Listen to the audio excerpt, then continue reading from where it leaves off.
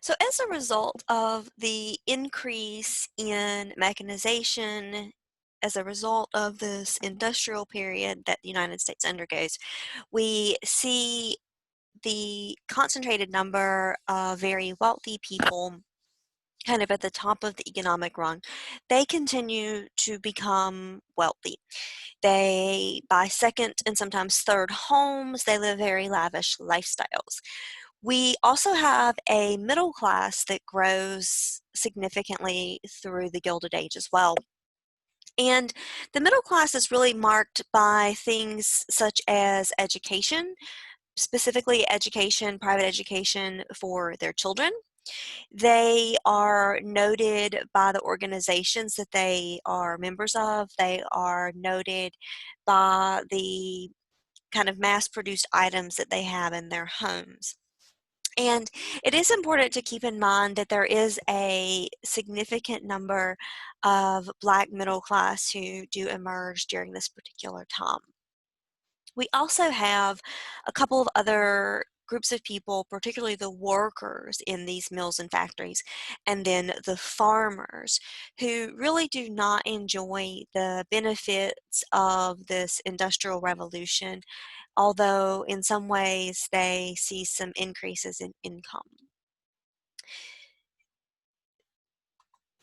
So what we see is that the working people begin to make attempts to organize, attempts to combat what they believe to be unfair practices. So in addition to transforming the American economy, society, and culture, the process of industrialization has a very important impact on the structure, division, and style of labor that industries utilized, and it also increased dramatically the number of people working in factories. So prior to this industrial period, most folks worked on small farms. They might serve as sharecroppers or tenant farmers. They may own a little bit of land, but the majority of people were somewhat agrarian. But with this industrialization, we see more and more people working in factories. Now, between 1870 and 1900, the number of factories that employed at least 500 people increased from almost none, very few, to more than 1,500. So a large factory would employ more than 500 people. There had certainly been smaller factories before the Civil War and through the Civil War, but there weren't many that had more than 500 employees. But over the course of 30 years after the Civil War, after the Reconstruction period, we see those numbers increase exponentially.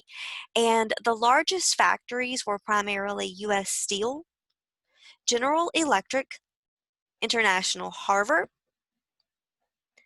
and the Pullman Palace Car Company. One particular group that was drawn to the industrial factory work was the farmers, many who had found themselves really unable to sustain their livelihood on farms in the West. Now, remember that the farm land is very different in the western part of the United States than it is in the southern parts of the United States. And so, for a variety of reasons, some geographical, some related to soil, these farmers who had moved into the West really weren't able to continue to farm. Now, the majority of these people were white, but there were a lot of blacks who had migrated in hopes of finding new opportunities as well. The industrial factories drew immigrants from Southern and Eastern European countries like Austria-Hungary, Greece, Italy, and Russia. And these people, again, really hope that they can take advantage of the many new opportunities that are available in the United States. Now, factories employed two types of workers. They employed unskilled workers and skilled workers. And the the skilled workers really had been trained for some kind of job. So they had a skill, they knew how to perform a certain task. Unskilled laborers are people who really had no formal training but could be hired and given a task to perform. Now, both of these groups really faced a lot of challenges in the mills and factories. Remember, these people, for a variety of reasons, really are at the lowest rung of the economic ladder. Unskilled workers were primarily immigrants, and as a result of this, they were not only trying to adapt to their new country and the new culture in the United States, but they were also exposed to new forms of very dangerous, difficult, and unpleasant work. Additionally, and importantly, there were no safety nets, no insurances, no way to protect the worker in the event of illness, injury, or even job loss. Skilled workers also faced a lot of dramatic challenges to their particular styles of work as a result of mechanization, which really fostered the transition from being an independent artisan craft worker to more of a regimented skilled labor in which the product was turned out without any sort of kind of customization that was unique to the creator. So an example here might be if you were a soap maker. And if you were a soap maker, your particular type of soap may have a certain scent, it may have a certain style, it may have certain features that are unique to a particular area. And you would be skilled in that because it's something that you had practiced your whole life. However, what you find is that the demand for fancy homemade soap is very low. And so you go into a factory that just sort of mixes soap in bulk and turns it out and cuts it and sells it at a lower rate. So, skilled workers really lose a lot of autonomy over their craft. Skilled workers try to transfer their skills from the actual products to maintaining the equipment and the machinery. So, there's really not any personal investment in the craft, in the product that's being turned out. And this really causes workers to feel very frustrated. Most workers do embrace the new technology because it does increase productivity and it does increase wages. This leads to a higher standard of living for workers who also benefit from the falling prices of the goods that they are producing. So, because these workers, both skilled and unskilled, have a job, they have something of a steady income. And so they do enjoy a little more money than they would have had access to had they not been in the factories. In spite of this increased standard in living, workers struggled as racial, sexual, ethnic, and regional discrimination permeated the factory life. This led to divisions within the labor force between the unskilled workers and the skilled workers. So we have divisions within the skilled workers by sex, by ethnicity, by race, by region. And then we also have those same divisions among the unskilled laborers. So there's a lot of division within the factory, within the mill. White laborers and black laborers were also paid on different scales, as were men and women. Older immigrants from Northern Europe tended to hold more skilled positions than their Southern and Eastern European counterparts. So we see a lot of discrepancy in wages, even if the person is performing a similar skill. Women increasingly populated the workforce during this particular time, and most of the female industrial workers were single and between the ages of 16 and 24. Now, this is important because these are women who, in theory, will work for a few years and then they will get married and leave the labor force, or at least that is the expectation. Overall, only 5% of married women were employed, but 30% of married African American women worked outside of the home. So this means that the majority of African American women who are married are having to work, or a significantly higher number of African American women. Women took on traditional jobs like domestic service and worked as maids or launders and seamstresses. But women also created a lot of new opportunities for themselves by taking jobs that had in the past been reserved specifically for men. Women became teachers, they took on clerical work, they were telephone operators, and sales clerks. But some women also took on manual labor work, including cigar rolling, textile mill work, and work in the needle trades. Some women worked from their homes sewing fur, making hats, and crafting artificial flowers, as well as designing jewelry. And they earned an income from what was called piecework. Now, this was a lower wage than they would have earned if they had been working in a factory or a mill. But it did allow these women to earn some income while rearing children at home and being able to continue to be a homemaker. Other sources of income for struggling families included taking in boarders or renters in their homes, for whom these women would typically provide meals. They would do basic housekeeping, cleaning up the room, laundry, those sorts of things. Some African American women found autonomy in doing laundry for white women in their own homes.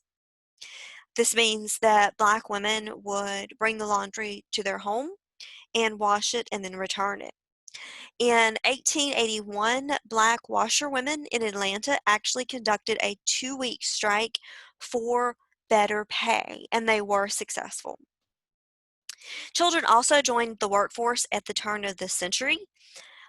About 1.6 million children under the age of 16 had a job, and 10% of girls and 20% of boys between the ages of 10 and 15.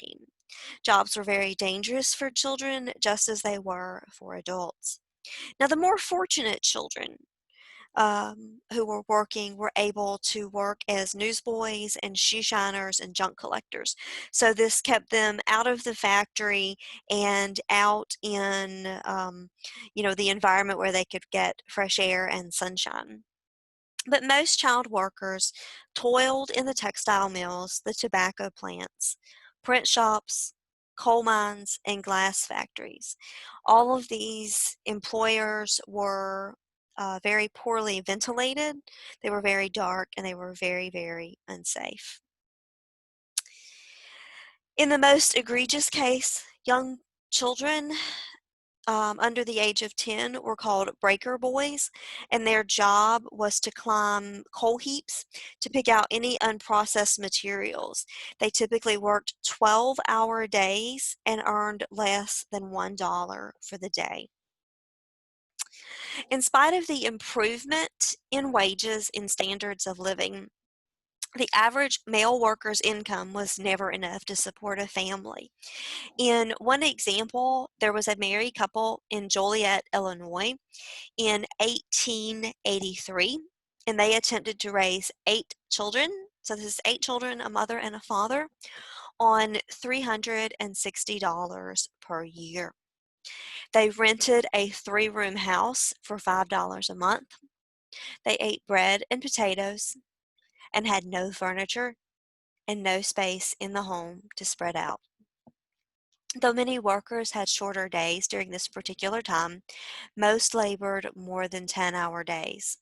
Bakers, steel workers, canners, all worked between 65 and 77 hours each week. Blast furnace operators were on the job for half of the hours in the week. They received only 1 day off every 2 weeks if they put in a 24-hour shift. In addition to the dangerous working conditions, the long hours and physically demanding labor made accidents inevitable. There were cave-ins at mines, train wrecks, industrial explosions, and fires that routinely killed thousands of laborers and injured tens of thousands each year.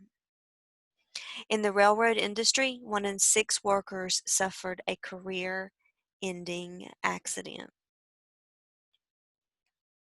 The cotton industry in the South presented dangerous working conditions as well, with lint filling up the air and the heavy machinery.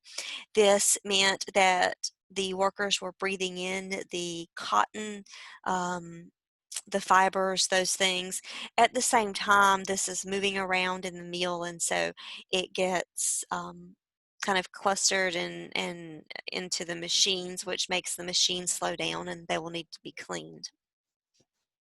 Some of the textile companies actually provided homes to their employees, but the homes were very, very poorly furnished, and the workers mostly had to eat dried beans that had been cooked in fat, potatoes, and cornbread, leading to malnourishment, outbreaks of pellagra, and debilitating diseases that were caused by vitamin B3 deficiency.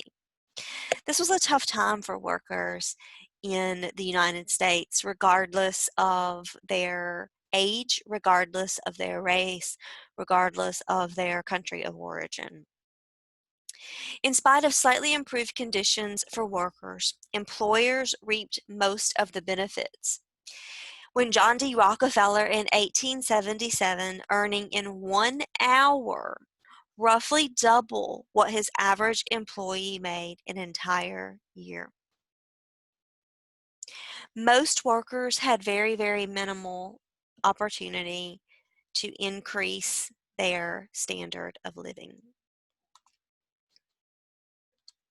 So as a result of these very, very difficult working conditions, many workers begin to seek opportunities to collectively organize and seek change. The desire of the laborers to improve their conditions led them to organize what was called unions.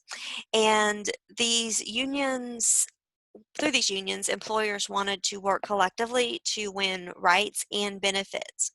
Their efforts, though, were largely unsuccessful, at least initially. Employers believed that they had no obligation to establish policies for their workers, and thus they refused to engage in negotiations with the labor unions, whose legitimacy they completely denied. The unionization efforts resembled the strategies of companies uniting to lobby for favorable regulations or for the elimination of competition. Employers believed that their workers' efforts, including the push for an 8-hour workday, were unfair and even immoral. The disconnect was the root of significant conflict. Now, I want to point you to this concept of the 8-hour workday, which is one of the things that the employees are asking their employers for. Now, today, most of the standard workday in most fields is an 8-hour workday. And so this is what they're asking for. Remember that in most cases, the laborer is working 10-hour days, 12-hour days, sometimes longer days.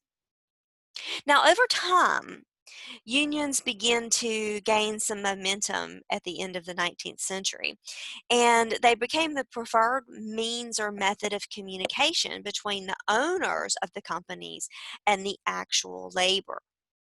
Now, in 1869, a man named Uriah Stevens established what was called the Noble Order of the Knights of Labor, and this was the most successful early effort to unite workers.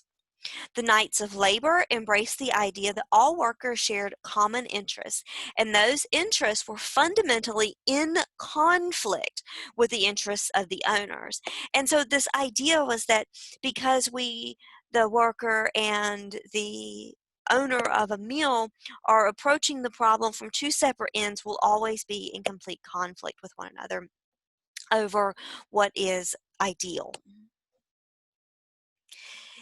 Now, the Knights of Labor embrace the idea, again, that all workers have a common interest, and those interests are completely the opposite of that of the owner. The Knights begin to extend membership to all workers except for workers who were bankers, lawyers, saloon keepers, and professional gamblers.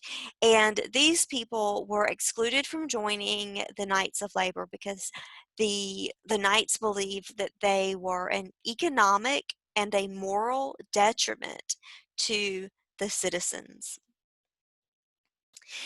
In 1879, Terence V. Powderly replaced Stevens as the Grand Master of the Knights of Labor and brought the Union a renewed energy around the same issue of the 8-hour workday. So again, this is 1879, and we as workers are still advocating for an 8-hour workday. Powderly also raised the issue of child labor and equal pay for women. Between 1879 and 1885, under Powderly's leadership, the membership increased from 9,000 to almost 1 million.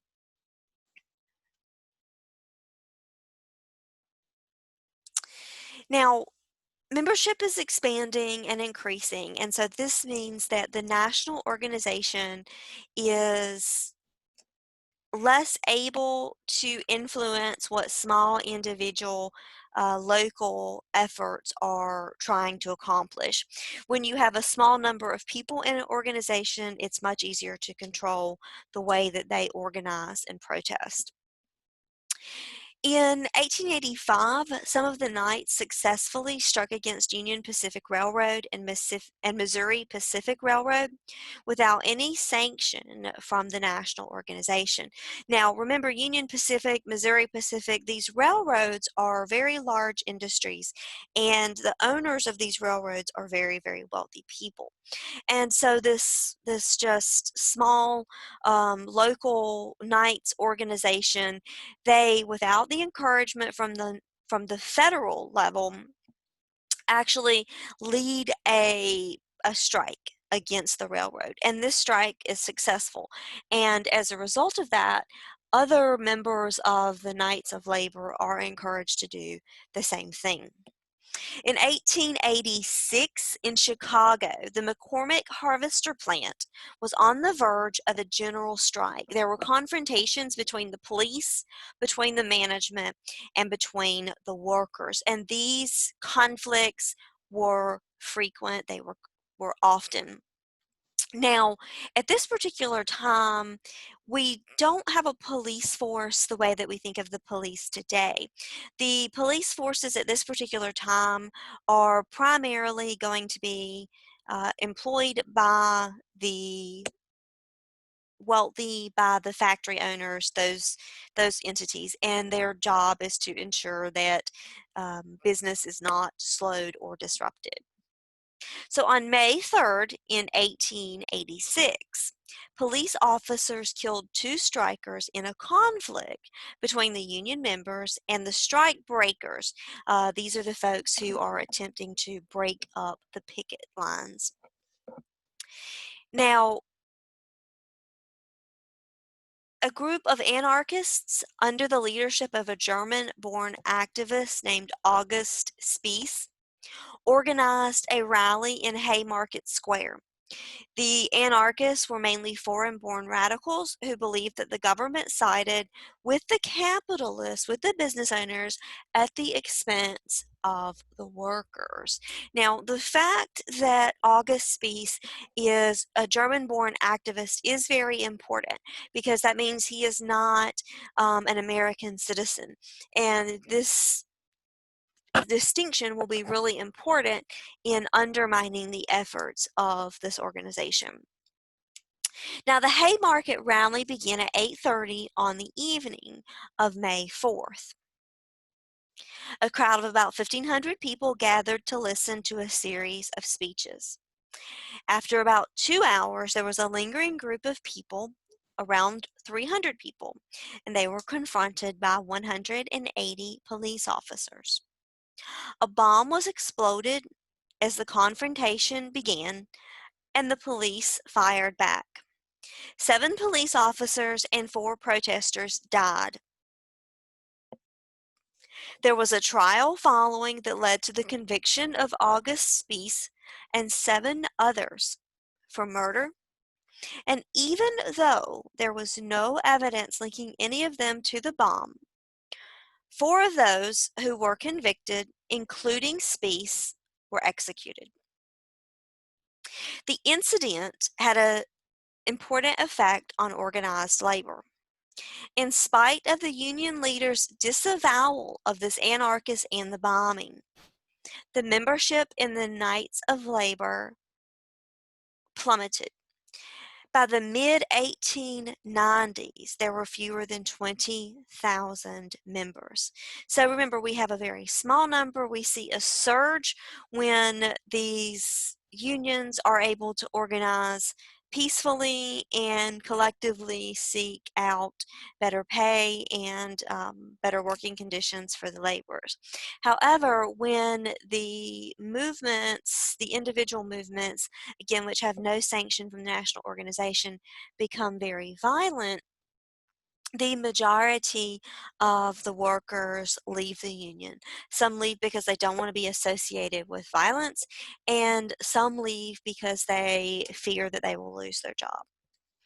At the time that the Knights of Labor is declining, the American Federation of Labor rose to become the most visible labor organization in the United States. And it organized skilled craftsmen into trade unions and then completely left out the unskilled laborers. So the American Federation of Labor was very specific as to which laborers, which workers could join. The AFL was led by a man named Samuel Gompers, who embraced the use of strikes and concentrated on improving wages and hours for workers so that they could participate in the benefits of capitalism. So he does seek to improve the wages. He seeks to decrease the number of required hours a day that a person would work. He doesn't really worry about the issue of child labor or equal pay for women. At the turn of the century, so at the beginning of the 1900s, the AFL boasted that they had 1 million members. However, those members were white, male, skilled workers. There were no African Americans and no women who were members of the organization. Unions included about 1/15 of all industrial labor at the turn of the century. So even though they have a large number of members, it's really a small percentage of actual people who are working. Now, it's important to note here that we do see union participation in major cities, places like Chicago, New York, but we don't see a lot of participation in the South. Workers in these unions were really divided in ethnic groups, religious groups, and racial groups. So people, even within the unions where they are trying to organize for better pay, better working conditions, are still divided by race, by gender, and by class. So again, you can see that between about 1881 to about 1886, we have a very steep spike in union membership. Of course, that union membership quickly declines after some of those early events like Haymarket Square become violent.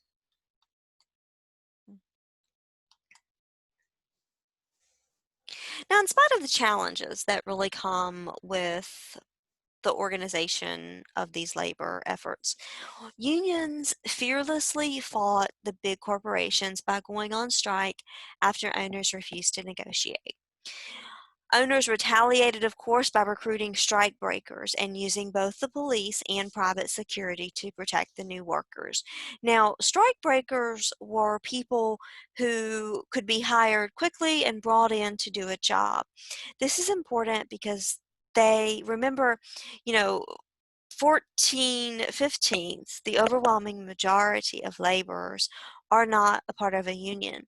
And so that means for every 15 workers, if one person is a member of a union, it's very easy to replace them. Labor mobilization in the United States was part of an international trend between 1888 and 1890. Nearly 300 strikes against unfair labor and unfair management and unsafe working conditions consumed Europe. So this is not a movement that is unique to the United States. There are efforts across the globe to organize and combat these large business owners. In 1892, there was a highly publicized strike against Andrew Carnegie's plant in a place called Homestead, Pennsylvania. Now, this highlighted the expansion of mechanization and the decline in the demand for skilled labor. Remember, mechanization is more and more machines doing the bulk of the work. And so that decreases the need for someone who has a particular skill or a particular craft. Carnegie attempted to mitigate the decline in steel prices at this particular time by bringing in more and more machines to do the work so that he would not have to hire as many workers, which would need to be paid. Carnegie also attempted to break up the iron and steel workers in the area. Knowing that his union busting attempts would provoke a strike, Carnegie actually leaves the country and gives the authority to his fiercely anti-union plant manager, who was a man named Henry Clay Frick.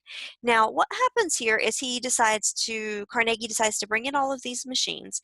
He knows that workers are going to be very, very upset that they're going to strike, that they're going to refuse to come in. And so rather than deal with that, he actually decides to leave the country to take a vacation and allow his plant manager, who was fiercely anti-union, to handle this problem. Now, Frick handles this problem by preparing for the impending strike. And what he does is he builds a 15-foot high 3-mile-long fence around 3 sides of the Homestead factory. Now, the fourth side, of course, is protected by a river. And so on July 1st, Frick locks out the strikers so they cannot, get in to attempt to do their job.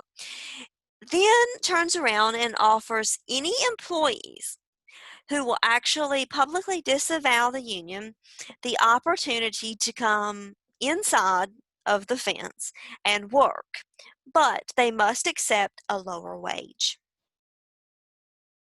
The strikers win this particular event with the support of the town. Now, on July 6th, so just a few days later, the Pinkerton detectives were charged with taking over the plant, and they actually sailed across the river toward the plant. The Union men shot at those ships, and the Pinkertons surrendered. But the Union's victory was not without cost. 9 strikers were killed, and 3 of the Pinkerton detectives were killed. Frick mobilized the government to support the factory. So the federal government, the state governments are really willing to support the factories and industries because that is what's keeping the American economy afloat. Now, a couple of weeks later, on July 23rd, an anarchist named Alexander Berkman, who was not connected with the Union, wounded Henry Clay Frick with a bullet to the neck. This, of course, added a lot of negative press to this situation in Homestead. Again, he's not affiliated with the Union, but because this takes place, the Union becomes the target, so anyone who's a member of the Union. The steel companies in the United States actually decide to blacklist any union leader for life. So even if a union leader disavows the union, they are still never able to come and work in the steel mills again. Now, George Pullman was the head of a luxury sleeping rail car factory near Chicago. Now, these are fancy rail cars that are good for cross-country travel. They are for sleeping, for comfort. They're designed for comfort. They are luxury rail cars. He considered himself to be a very kind and benevolent employer, but so did Andrew Carnegie. Pullman also prioritized making money, as did Andrew Carnegie. In 1893, Pullman cut the wages of the employers without reducing the rents that his employees paid for company housing. Remember, some of these factories, some of these companies have housing apartments right there on site so that people can live close to where they work. Some of these places also had general stores, mercantiles, where people would buy food and supplies. Now, Pullman reduces the wages that people are going to earn, but he doesn't reduce the amount of rent that they need to pay. So this creates a conflict. As a worker, in order to be able to continue to pay your rent, you're going to either need to increase your working hours or you're not going to be able to pay your rent. Now, the American Railway Union, which is headed by a man named Eugene V. Debs, leads a strike against the Pullman Company. And the U.S. Attorney General actually declares that the strikers were interfering with the delivery of the U.S. mail, which was being transported by train. Now, since the foundation of the nation, one of the worst crimes is to disrupt, to delay the mail. Right? So because mail is transported on trains, even though the people were not actually robbing the mail cars or stealing the mail, this brings the Attorney General in the United States involved. So the workers, of course, say, well, we want better wages or we want the rents reduced, but we cannot pay more than we are earning. Federal troops were actually deployed by the federal government, and the federal government actually pushes for an injunction to stop the strike. They used that Sherman Antitrust Act to push the unions for halting trade. Finally, they charged Eugene Debs and the other union leaders with contempt. So this becomes very messy. Remember, the workers are advocating for the ability to have a living wage, but by not working, the federal government says that they are disrupting the movement of the mail. Now, of course, Eugene Debs is arrested. He is sentenced to time in prison, and the time that he's in jail really radicalizes him. It doesn't mellow him. It doesn't make him, see the error of his ways and believe that the government is right. It actually makes him very radical. And in 1901, he helps to form the Socialist Party of America, which embraced the very radical ideas of Karl Marx from Germany, who argued that class struggle would bring victory to the working class and end private property and promote a socialist rule. Debs advocated loudly and proudly for a socialist overthrow of the government through the ballot box. He attempted to appeal to a broad range of supporters, including the actual industrial laborers. He also tried to get farmers and miners to side with him as well, because they were also being disfranchised by the wealthy, by the business owners.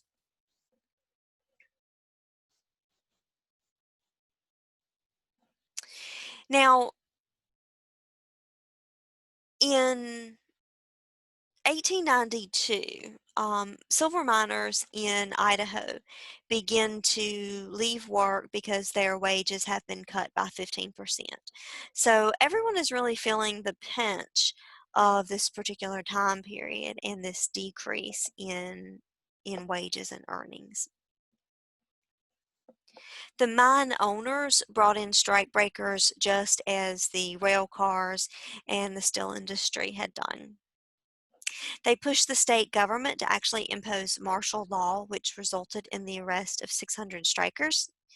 And in spite of their defeat, it led to the creation of the Western Federation of Miners. Now, shortly after the Western Federation of Miners is organized, the industrial workers of the world also organized, and they were actually called the Wobblies. That's WOBBLIES. And they were established as an alternative to the American Federation of Labor.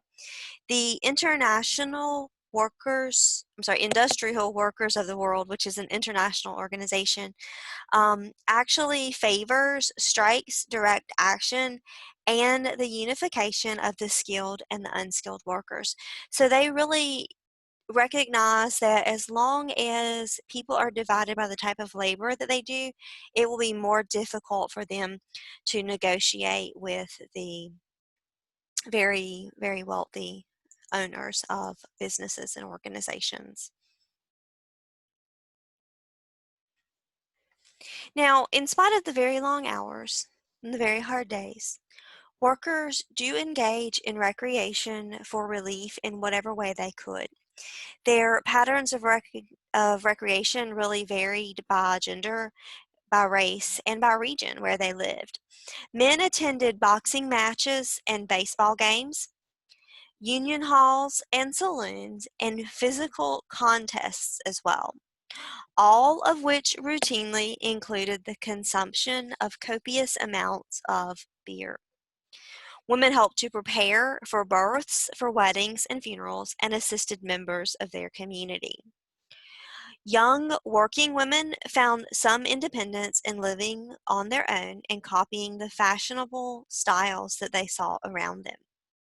They sought out men who would treat them to the evening out, and for some of these young women, romantic and sexual relationships often had economic roots and consequences. So people begin to date and seek out a partner who can provide a better life and an income and a living for them. Dance halls became very popular outlets for working class people and became symbols of entertainment districts in most cities. We see that dance halls offer both music and alcohol. Men and women frequented the racially integrated jazz and cabaret clubs, and in red light districts of the city, prostitutes made money by providing clients with services.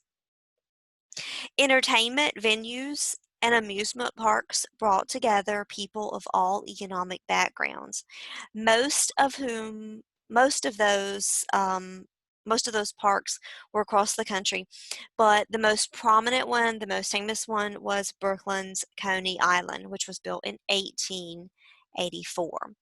It also boasted having the world's first roller coaster. Other forms of entertainment were minstrel shows, comedians, dancers, singers, Nickelodeons, films, and theater. Southerners enjoyed music during their leisure time as well. They listened to banjos, fiddles, and pianos on their own or at venues that were called barrel houses, honky tonks, or juke joints, which were often connected to lumber camps and included outlets for gambling, drinking, and dancing. The leisure culture in the South fostered the development of the Mississippi Delta, which was a new musical style. I'm sorry, let me frame that differently. The leisure culture of the South fostered the development in the Mississippi Delta, a new style of music which was called the blues. It grew out of African Americans who sang about their experiences and was accompanied by makeshift instruments. Jazz, which was performed by Jelly Roll Morton and others, provided more experimental sounds, one that grew out of Black musical forms in New Orleans, which fused African, Caribbean, and European musical styles. Whites in the South embraced other musical traditions like ballads and folk songs, fostering the creation of country music as a primary form of leisure. Religious music was featured at evangelical revivals and was popular across all racial lines. So we do see that even though laborers are working very, very hard, people begin to seek opportunities to relax, to be entertained, and to enjoy leisure, whether that leisure is a physical sport, whether it is a game, whether it is just enjoying music or humor or movies.